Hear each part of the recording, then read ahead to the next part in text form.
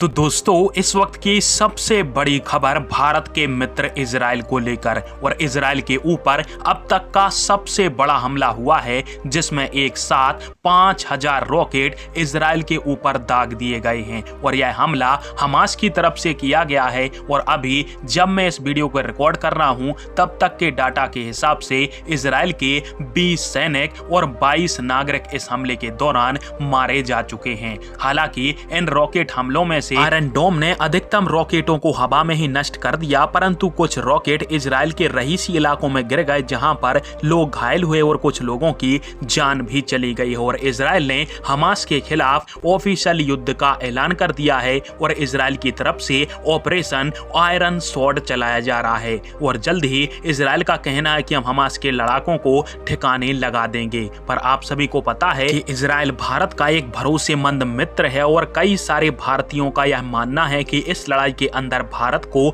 Israel के साथ खड़े होना चाहिए। परंतु अभी फिलहाल में इस युद्ध को लेकर भारत सरकार की तरफ से एक बहुत बड़ा बयान आया है, जो कि इजराइल में रहने वाले भारतीय नागरिकों के लिए है, जिसमें भारत सरकार ने कहा है कि आप सतर्क रहें और स्थिति का जायजा लेते रहें। साथ में भारत सरकार ने यह भी कहा कि कोई यदि जरूरी काम ना हो तो घर से बाहर ना निकलें और यदि निकलते भी हैं तो सेफ्टी शेल्टर के आसपास ही रहें। अब आप सभी का कहना होगा कि भारत ने खुलकर इस लड़ाई में इजराइल को समर्थन क्यों नहीं दिया, तो इसके पीछे सबसे बड़ी वजह है भारत का गुट निरपेक्ष होना। और भारत की विदेश नीति गुट निरपेक्ष है, जिसके कारण से हम इजराइल को खुलकर समर्थन नहीं कर सकते हैं। परंतु हमास की तरफ से जो हमला किया गया है उसमें कई इजराइल के आम नागरिक भी मारे गए हैं, जिसके कारण से यह जो हमला है वो निंदनीय कार्य जरूर है। नमस्कार, धन्यवाद, जय हिंद, वंदे मातरम।